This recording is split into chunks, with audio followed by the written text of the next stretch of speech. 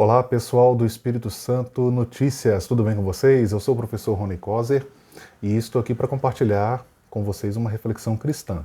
O título é o seguinte: Atitudes que podem impedir o crescimento do seu ministério na Igreja Evangélica. Caro internauta, nesta breve reflexão, quero compartilhar com você algumas atitudes que, se praticadas por você, contribuirão diretamente para que o seu ministério não cresça no contexto evangélico. Suspeito, inclusive, que o que vou aqui delinear se aplica à maioria das igrejas evangélicas. Eu falo com a autoridade de quem é membro de uma denominação há 20 anos, mas que passou por diversas igrejas locais. Eu já proferi palestras e também pregações em aproximadamente 400 igrejas de denominações diferentes. E também lecionei em diversos cursos teológicos e a minha formação teológica também é bem diversificada. Se você praticar essas atitudes que eu vou mencionar, prepare-se. É bem provável que seu ministério não cresça. Ou seja, que você caia no ostracismo, que você seja boicotado ministerialmente, que você seja rotulado e, claro, que você tenha uma agenda nada concorrida. Portanto, se você deseja crescer ministerialmente, ouça com atenção e evite essas atitudes que eu vou destacar a seguir. Vamos às atitudes. A primeira atitude: ouse ser você mesmo. No geral, para prosperar ministerialmente, você precisa ser político. Político aqui na pior acepção da palavra.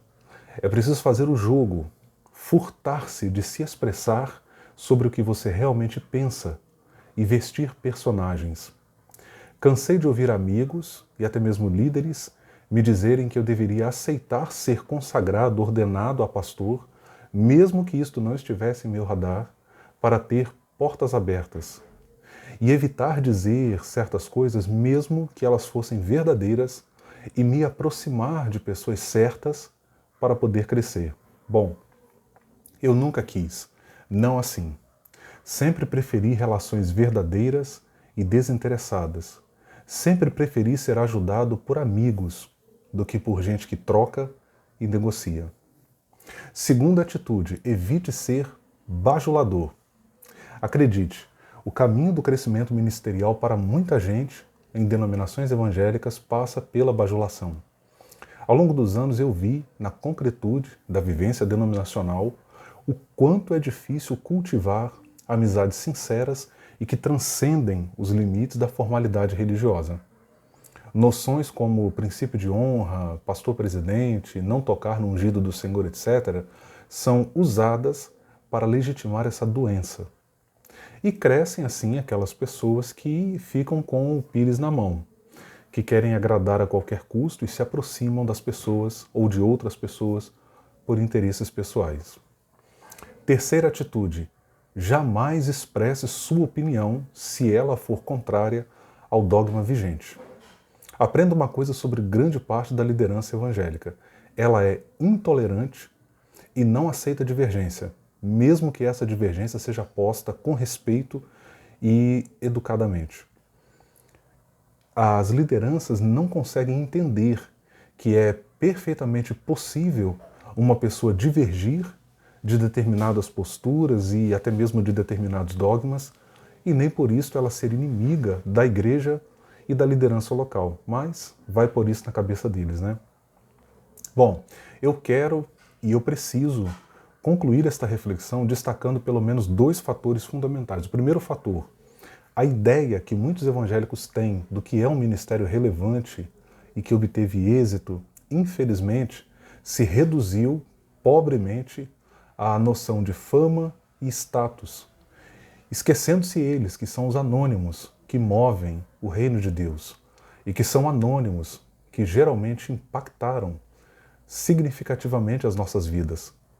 Foram pessoas anônimas que estenderam a mão quando precisamos, que nos conduziram a Jesus, que nos visitaram quando estávamos doentes, dentre outras atitudes que não aparecem nas mídias sociais.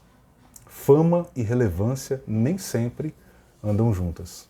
Portanto, muita gente que podemos considerar como fracassadas, aos olhos de Deus, são vencedoras e estão cumprindo fielmente seus ministérios. Aleluia.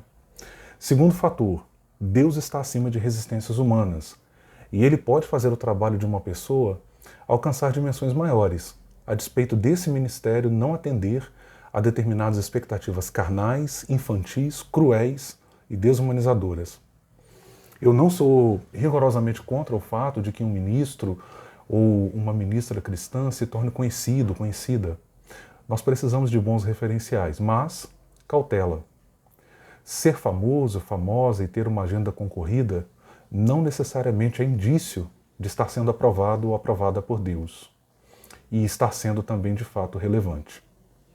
Dito isto, se o seu ministério se caracteriza pelas atitudes que mencionei, eu tenho um conselho para você. Siga em frente. Faça aquilo para o que Deus lhe chamou. Ver o nosso trabalho ter um grande alcance é sem dúvida muito gratificante. Mas, mais do que isto, importa que tenhamos relevância, sobretudo para aqueles que estão próximos de nós, com os quais passamos a maior parte da nossa vida.